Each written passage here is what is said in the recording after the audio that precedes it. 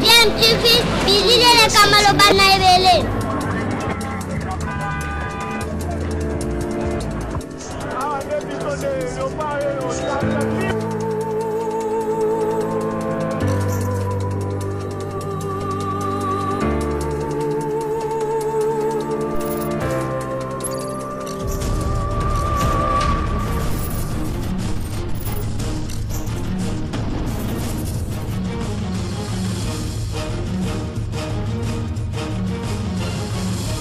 DMTV toujours en avant. Balandi ya DMTV mbote nabino esengoza ya biso ya koyeba ke bozali ebele o bozali kolanda chaîne YouTube nabino na ngonga oyo boyebi ke actualité na mboka na biso ezali dominé makasi sur le plan politique mais aussi judiciaire to bosanité likambo ya santé na o etali maladie oyo ya coronavirus oyo ezali ko toucher ba aspect surtout ya vie parce que na tango état d'urgence eza prorogé ezali ko sala ke souffrance pe ya population koka komata sur le plan social, sur le plan économique, vie ezali vraiment intenable. Mais avant de aborder sujet autour même la bino sikoyo, beaucoup permettre na biso bolembate en tout cas to rappeler na bino pe na biso nyo surtout na etali lolenge sengeli pour na biso ko bundisa maladie ya coronavirus na nzela ya prévention. Bobi que prévention ezali meilleur moyen efficace pour na ko lutter contre maladie oyo ya coronavirus. To yeba na komibatela to respecter ba mesures barrières bongonde tokoyeba ko briser chaîne ya contamination ya maladie wana to komi na 7000 cas confirmés ezali ebele. Actualité oyo to memeli bino lelo ezali dominer kaka mbo etali contestation ya Ronsard Malonda comme président ya commission électorale nationale indépendante boyebi ke na assemblée nationale kambo kendaki rapide et s'accélérer rapide ba entériner candidature na ye et pesi kanda na ba force vive ebele ya peuple na biso oyo bazali ko projeter ko manifester mutu na tango na ye toza notamment na parti au pouvoir UDPS tozali na Lamuka ye comme opposition tozali pe na comité laïque de coordination oyo azali pe kokana kosala pe ba manifestation liboso tomonaki pe ba mouvement citoyen kobima déjà na balabala pona oyo ezalaki déjà annonce ya ba manifestation ezali kosala UDPS oyo azali ko projeter manifestation na lobby jeudi le 9 juillet 2020 a komelaki autorité compétente donc gouverneur ya ville province ya Kinshasa Jantini Ngobila pona ko informer na ye na intention na ye ya kobima na balabala pona ko protester contre Ronsard Malonda oyo. Et UDPS a super réponse na yeko uta na gouverneur ya ville province ya Kinshasa ni gouverneur a lobby na bango au cours ya réunion oyo salemaki bango na yepe en présence ya inspecteur provincial ya police ya ville province ya Kinshasa général Silvano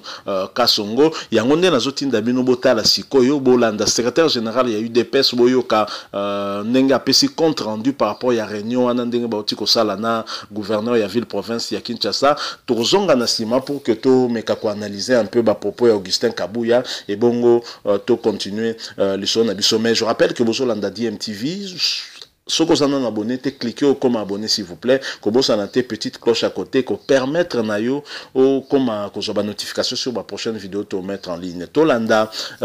Augustin Kabuya et puis tozo kutana tout de suite après. Comme vous le savez, le parti politique UDPS avait informé le gouverneur de la ville par rapport à notre marche programmée en date du 9 de ce mois. C'est comme ça qu'il nous avait invités pour échanger autour de la question. Donc, quand nous sommes arrivés ici, il a essayé un peu de nous expliquer comment est-ce que ce n'était pas faisable par rapport à l'état d'urgence. En ce qui concerne ces marches-là, le gouverneur nous a fait part de la décision d'abord du président de la République parce que nous sommes en état d'urgence et que les gens ne peuvent pas se réunir au-delà de 20 personnes. Il faut respecter tout ce que l'état d'urgence recommande. Alors pour lui, il ne peut pas nous autoriser à marcher. Touti kosololana mokonzi ya mboka Kinshasa mwana mboka Jantini Ngobila abengisaki biso apuiska atangaki makomi na biso na maimatali mukolo ya le 9 juillet na marche biso to projeté pour na nini to projeté marche wana parce que to moni ke bande kona biso to zana bango balingi basala makambo ya nyamu oyo ekomisa mobulu na mboka na biso yango toyaki kokutana naye po to explique ye ke biso toza d'accord te na maima oyo bandeko wana balingi kosala ya lobino toza na moment ya état d'urgence toyaki korépondre na invitation ya gouverneur azwaki balettre bacorrespondance oyo baparti politique na baassociation ekomelaki ye mpona kopesa intention na bango ya komarche koinforme ye ke bakomarche mpona gouverneur lokola toza na état d'urgence marche ekosalama te donc akoki koautorize biso tokoka komarche te.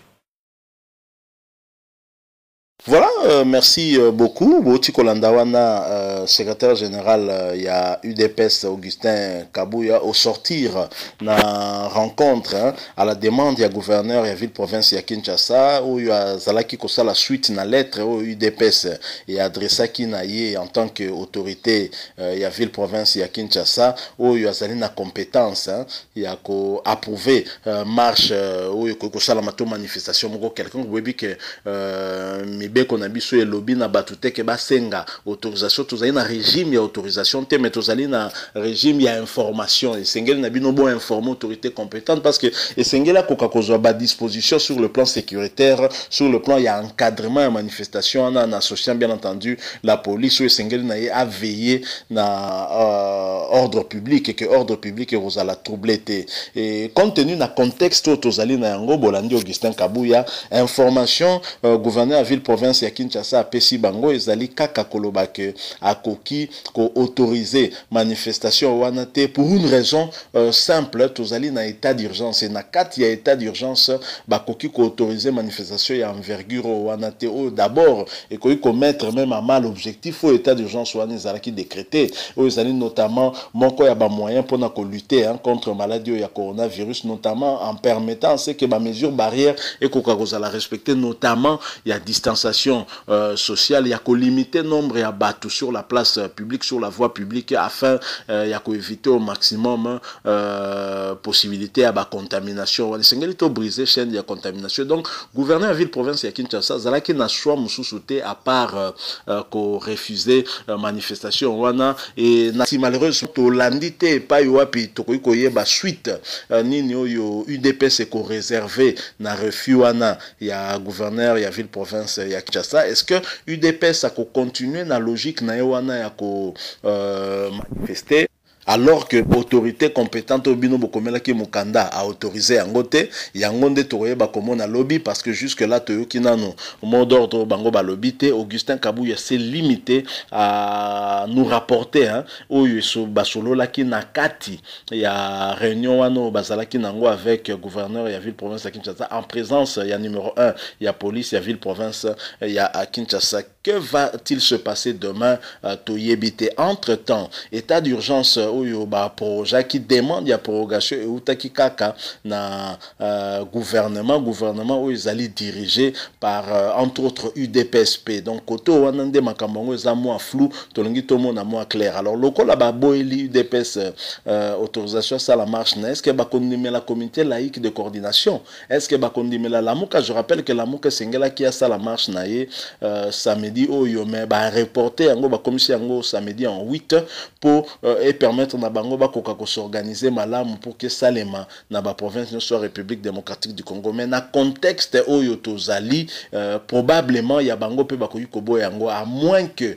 bango ba patienter bazela 15 jours ya état d'urgence oyo et si la tolanda soki prorogation kozala toté peut-être wanande ekoki ko permettre à ce que ba accorder yango mais dans l'entretemps plus temps les cas plus on sort malonda muke aza ko vanda et FCC aza ko boujaka moi pion na ye ndamunda Ndamu. C'est tout cela le problème. Christelle Vwanga dénonça qu'il likambo oyo. Alobaki que prorogation ya état d'urgence oyo ezalaki na objectif mibale sur le plan économique ezako bomanan makasi et puis sur le plan politique ezalaki une façon ya ko museler ba tentative nyon surtout ya ko manifester pour ko protester contre telle ou telle autre chose, notamment protestation contre Ronsard Malonda na tête ya Seni. Je pense que Nazako pesa yi Christelle Vwanga moi raison na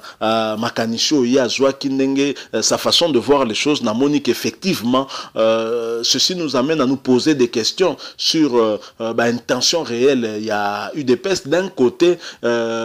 état d'urgence les a prorogé, d'un autre côté bino bozo sengabo manifester quelque part moi contradiction ezali parce que ceux tous apena respectueux ya ba texte ya ba mbeko respect à ba texte ndé sali ke boko mais la gouverner la ville province de Kinshasa sinon bonga boko maté bobimika mbamona babal so boko mi c'était pour respecter justement oyo mibeko ezali koloba mais mibeko ngo yango na peka kande pezolo ba na période d'état d'urgence ba bloka lolenge wane ba ko permettre ngote surtout état d'urgence sanitaire na contexte ya crise moko sanitaire risque ya ba contamination ezali makasi c'est vraiment un problème. Voilà li solo tonga ki to présenter bino to komi nasuka soki bo sepeli na moi li solo ngonde to beti yango bo tikela biso like ko sala bien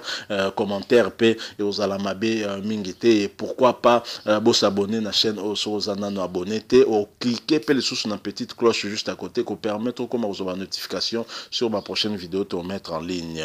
Tobo sanate coronavirus ezali yango d'ailleurs ba projet état d'urgence to ba komi batela poto batela pe mboka na biso to respecter ba mesures barrières ba kondi ba lakisa kibiso et puis surtout boyebi prévention yango ezali ka moyen moko to nango ya makasi pour lutter contre maladie wana. Merci pour notre temps na bino ndembo partager ngona biso to kutana bino mbala sima DMTV vous dit au revoir.